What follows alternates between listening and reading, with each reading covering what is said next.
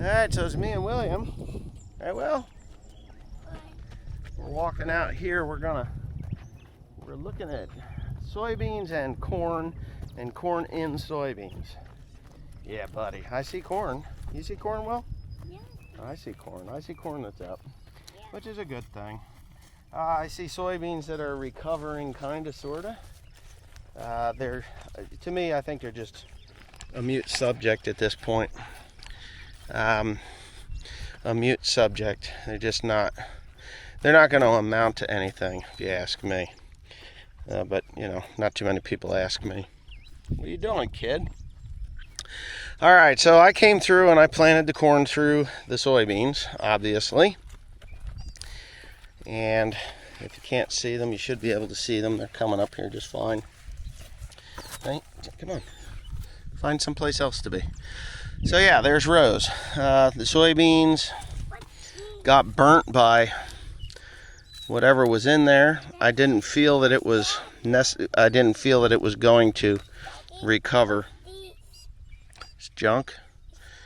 You can see there's nodules on there. So now what my goal is, and we did put the fertilizer to this corn, so there's nitrogen on it. The corn is still just popping through the ground. It was only planted the other day, and we did get the right amount of rain onto it. You can see that it is coming up. It's doing its thing.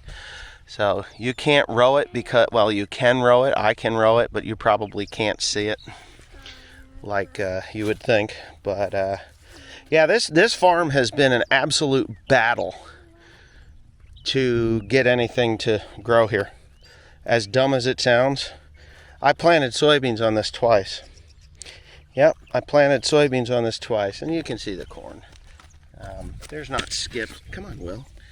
There's not skips. They're under here. This ground is so incredibly hard. It's there.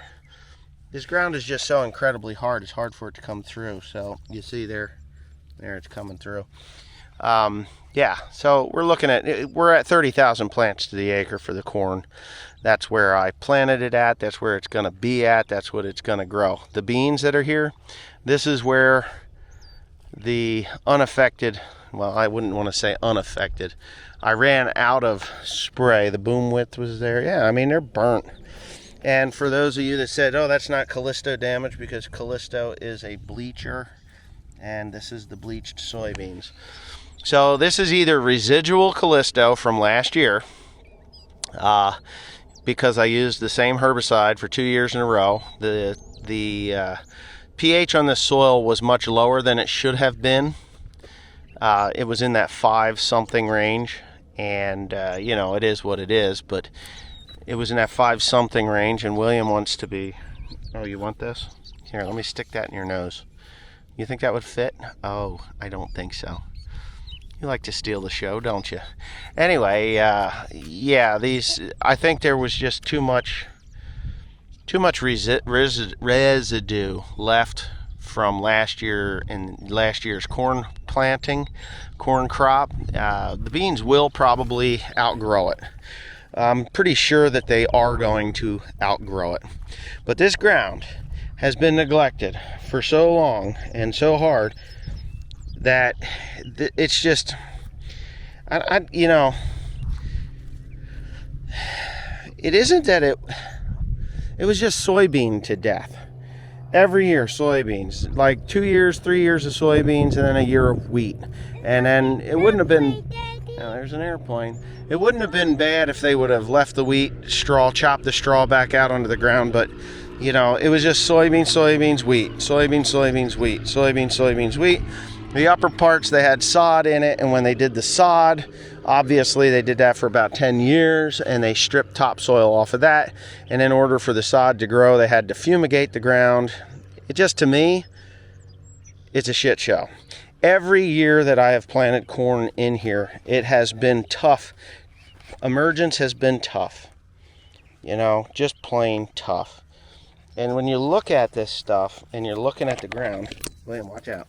Stand back. So you got corn there. There should be corn right here, right? And it is. It's right there. Will you stop putting dirt on me? I'm gonna put dirt on you. So I got one there, got one there. There should be another one here. William Edward. I don't know where he's at, but he's there. He would have to be there unless there's a skip there. It's time to rebuild my row units anyway, or my meters anyway. Can't find that damn thing. Where the heck are you? You can see the up there it is, right there. So they're still coming.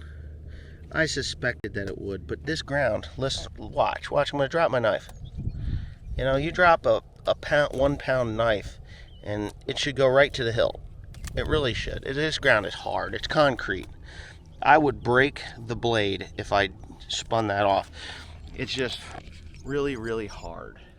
The organic matter in this, I have managed to raise it 1 percentage point. That's another reason why I'm not going to terminate this soybeans. I'm not going to terminate the soybeans in here. When I do have to spray it, if I have to spray it, it looks like I got pretty good weed control. I'll be back in here when the corn is up maybe 6-8 inches. I'm going to look pretty hard at what the weed content is here. The corn is going to suck the living life out of these soybeans. It just is. Those roots will go right to those nodules. They'll tie into that nitrogen nodules. I've seen this done before. Back in the 90s, there were people that were doing it with good success. But yeah. So that's where I'm at with it.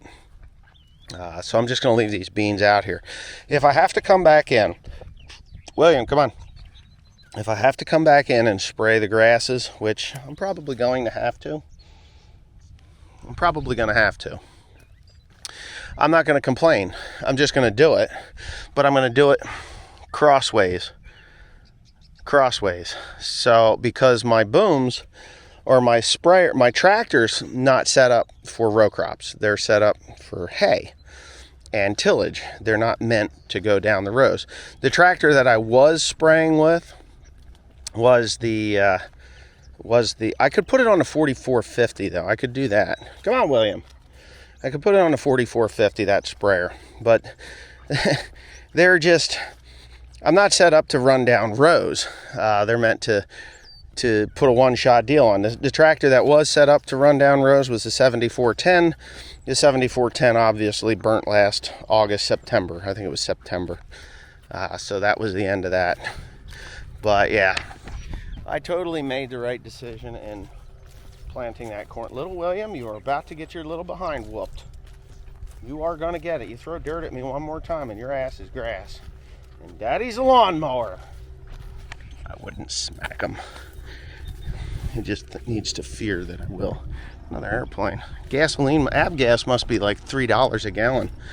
There's a lot of airplanes going. So here's the beans that were unaffected. I can see the bleaching here. See that bleaching? That is leftover residual herbicide damage. Oh, there's a stalk of corn. That stuff needs to go. I got mare's tail coming too. I have nothing to take that out with. There, killed that corn. You can get people to walk the beans and kill the corn now, right? Nobody would do that anyway.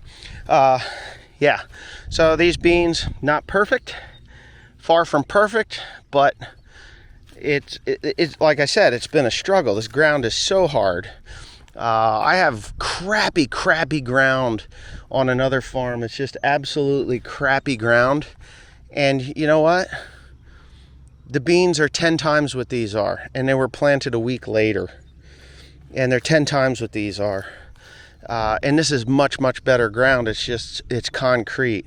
I put calcium down, a lot of lime down. I think I put about 3 tons to the acre on here.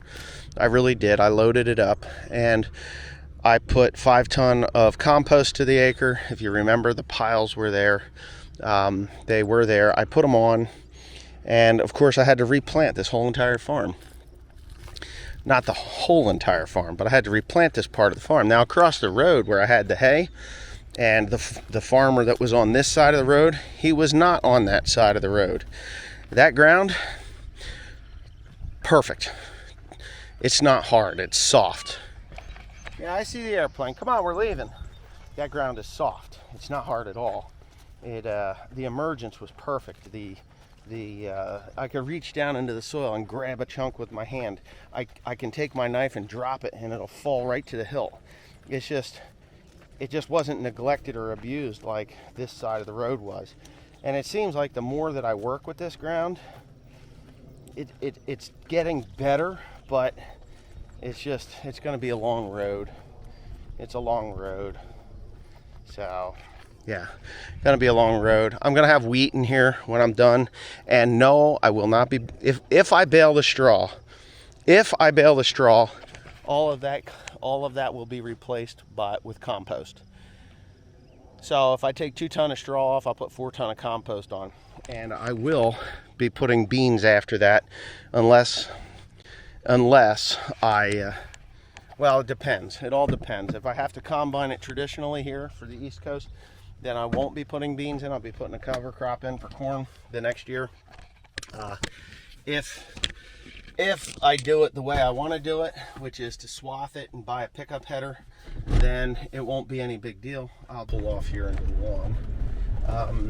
I used Roundup to burn this down with, and there's atrazine in with the residual, so the atrazine will kill this fescue that's out here. And that's pretty much what it is fescue. So atrazine is doing its job, it's working on it. So you can see, I don't know if you can see, but I can see that there's corn. You can see the corn. Yeah, there's still living green grass down there. But I'm not worried about that living green grass because the atrazine is going to take it out. So the farther I walk out here, the better it is. Right along the road there, I put extra compost on that. You know, you got to make the neighbors think that you're doing something incredible. So that's what you do. You put more compost there. Corn planter didn't hit the ground until here. I should have ran an extra width there, but I raised it up too soon. I remember doing that. But yeah, here's the corn.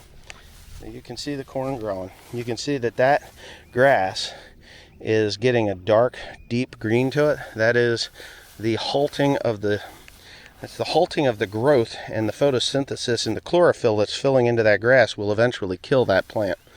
It will die. And then all of a sudden, out of nowhere, there's going to be a cornfield here. You would want to look for different symptoms, and there's no slugs here, but you want to look for symptoms of stress on the corn. You can see it, like there's a little bit of what would appear to be a potassium deficiency there. I'm not worried about that because there's 80 units of potassium in there, 80 units. As this stuff starts to break down and turn into dirt and gets eaten by bacteria and other microbes, it will become available to the plant. There's no phosphate deficiencies, and nitrogen looks good. The nitrogen looks good because it would be really yellow and dying off at the tips. It is not doing that. Phosphate would have a purple strip coming up through the center of the veins. I'm not seeing any purpling there or any purple at all. You can see I picked up the corn planter or dropped it late here. I did it. I remember doing it. But yeah, so out of nowhere, all of a sudden, this is just going to be a cornfield, and people are going to be like, whoa, when did that get there? Kind of a thing, you know. Right now, I think there's a bunch of people that are saying, boy, that Pandy's lost his freaking marbles. Look what he did. Killed his hay crop. But you can see down those rows, right? I can see down those rows. So if I can see down the rows, you can see down the rows, right? And it's looking about 900% better than it did. This was the first that I planted. This is the first corn that I planted. Now, I do have some corn that I planted, and the herbicide was hanging up on the hay, and when we got rain, it rained down onto it, and it has burned the corn a little bit. I imagine it's the dual that's burning the corn. Atrazine won't burn the corn. Atrazine won't burn the corn, but dual, damn thing shut off. I got dual damage on the corn, and that's never a good thing, but it is what it is. I mean, We're supposed to get rain again here, I want to say, I don't know. We're supposed to get rain here, I think not tonight, not tomorrow, but the day after, Thursday. What's today, Wednesday? Thursday and Friday. We're supposed to have a pretty good chance of rain, and, you know, water cures everything in a corn crop. I mean, once it gets a good drink, it becomes, it gives it that little bit of an energized feel to it, and it'll grow. It'll grow and it'll outgrow that. And I'm going to shut this camera off and probably go over there and take a look at it and see if it has started to outgrow it. I was over there yesterday and I thought that it was starting to outgrow that burn. I really don't like corn having a bad day. Just like I don't like these soybeans. Soybeans can take a hell of a lot more abuse than corn can, but I just didn't really want to see that, but I'm seeing it. So anyway, yeah, I think Timmy Cornpecker was out here. This is my field, and this is Timmy Cornpecker's field. He chisel plowed that. Looks like he's going to be working it with a disc, and he's going to be working the hell out of that with his disc. He planted his soybeans over here. They ought to be just about up out of the ground. You know, he's got his corn picker is out there. He's got a broken corn picker right now. The drive line on that thing let loose. He's got the parts. He just hasn't found the time to get it fixed and out of there. Which is, you know, he'll get it. He'll get it. He knows what he's doing. Anyway, yeah, that's it. Okay, so this is what I've got. This is a little bit later. This is planted quite a bit later. This wasn't the next go round, but was this the next go round? This might have been the next go round. No, it wasn't. So what I'm seeing here, you see this burn? That is a herbicide burn. What happened, because this grass is so tall, that the herbicide actually stuck to it, and then when we got rain, it washed it down onto the lower leaves, or at this point, the upper leaves. But it's going to grow out of it. You can see the centers are coming out. It didn't burn down to the core of the plant. There's no slug damage. I know a lot of guys are saying, oh, you're going to have slug damage. I'm not having slug damage. But you can see it, right? See that? And that there? That is just strictly from the herbicide that's washed off the corn, off the hay crop that died. And it burned that. You can see, I don't know, I didn't get into this. Let's see where we at here. Here's corn. This one didn't bother that one. It didn't bother those. So, yeah, no, it's there. So the corn looks good. The corn looks really good. It's going to come out of it. You just kind of got to roll with the punches when you're planting green like this. And these are lessons learned. I'm seriously considering buying a roller. Something that I can do, maybe 2 rollers, a 15-foot for the grain drill and a 30-foot for the corn planter, if I do that. If not, then I will just figure something else out. I've seen worse things, and I'm sure there's a lot of people that are looking at this and saying, you ain't gonna have shit, pal. What was that noise? But I'm gonna have a full crop of corn here. Yep, a full crop of corn, whether you like it or not. If you agree or disagree with me, everybody wants to have a nice, clean, crisp, clear field of corn, or a field before you plant your corn or whatever. That's not the case. Yeah, but you could see we had a hell of a rainstorm, and it just bounced up off those leaves and touched that lower leaf there. But the inside ones, these are good. Same thing. This is compacted. This is where we came in and out with the wagons and stuff. But I want to show you what the ground looks like here. We haven't had much rain at all. I'm not going to dig where the corn is. I'm going to kind of dig here, and you're going to see, if you remember in the earlier video that I did, look at all that moisture that's in there, right? And it's cool to the touch. That dirt, that soil is cool to the touch. Therefore, the microbes are just cranking in there. They're cranking in there. So they will break all that stuff down. By the time it canopies, I'm just going to have a lot of moisture retention through this cover, or this hay crop that I didn't take off. If I would have took it off, it would look like this. right? Ready for this one. So I kind of want to do an example where yeah, so this looks like it's growing somewhat normal.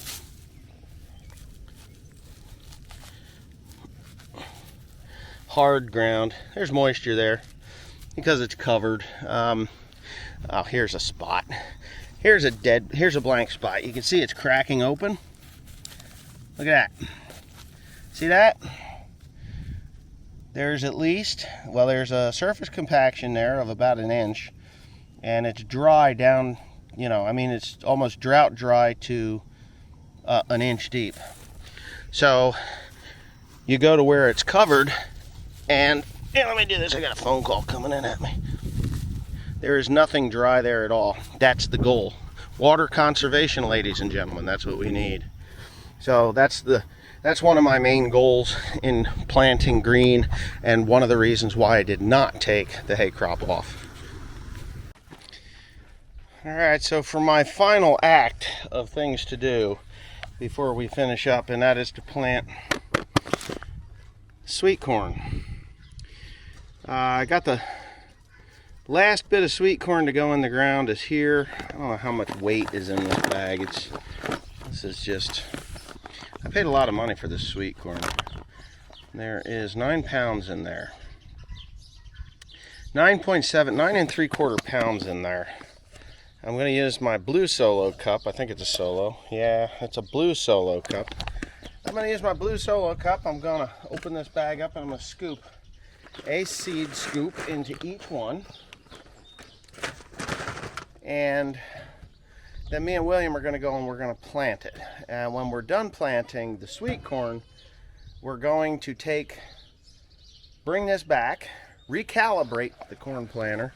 I need to move these here just a little bit. I think I got to move just this one here. Move it back to this position. And that will give me my 30,000 plant population. And I think I'm actually going to bump it up to 32,000 on the last go round. And I've got about 20 acres to do, 17 to 20 acres, about 17 acres to do. So I'll do those 17 acres at 32,000. That'll be the only acreage that I do at 32,000, and we'll see how that goes. I'm at 30,000 plant population now for the 610 or 615 acres that I've got in the ground right now. But I'm gonna. Well, okay, I'll pull your pants up. Why can't you pull your pants up? You pulled them down. Oh my goodness, let me get Mr. Pee-Pee Pants here. Mission accomplished. He got his pee-pee pants pulled up. He just had to pee. So anyways, that's what I'm going to do. This sweet corn is pretty much going to be given away for the most part. Not given away. I'm going to sell some, but I'm going to give to my property owners. All my local property owners, I will be giving them all a call and giving them the as much sweet corn as they can handle. And this is a bread and butter variety. The other was white. I'm going to plant this on the other side.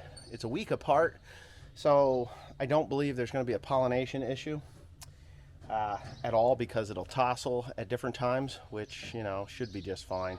So I should have white corn on the white side and bread and butter corn on the other side. They are Roundup Ready varieties, but I did use a residual in there, dual atrazine, which is bicep. And so I don't think we're going to have a problem with the with pollination or weeds. And I burned it down with Roundup, so we're good there. There is popcorn mixed in with this stuff, and it's not what I wanted to do, but it's what I have to do, because I'm not going to dump the little bit of popcorn out. I'm just going to go ahead and plant it. There's just a few kernels in each one of these boxes, and it's going to be intermingled. So what I'll do, and I got to clean the popcorn anyway, so what I'll do is I'll set the popcorn up, and it does not cross-pollinate. Popcorn and field corn and sweet corn don't cross-pollinate, so it's not an issue there. I'll just combine it when I'm done, and then I'll clean the popcorn out of the sweet corn, and we'll see how that goes. If it doesn't go, then, you know, I just grind it for the cows, and they get a super treat, you know, and that's that. Yeah, and that's that. So anyways, let me get my shit together and get going. It is, and we're running out of space on our SD card. GPS is running. Me and William are planting the last 17 acres of corn, so we're down to about 9 to go. 9 to go. 9 acres to go, and then planting corn for 2022 is over. For those of you that say we're late, this is usually the best corn that I grow whenever I've grown corn in the past.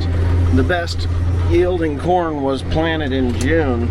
I don't generally like to go past the 12th, the 10th or the 12th of June as far as planting corn, but it's the 15th right now. What the hell is 5 days? It just means I'm gonna have to dry it more, or I just leave it out here longer. That's all.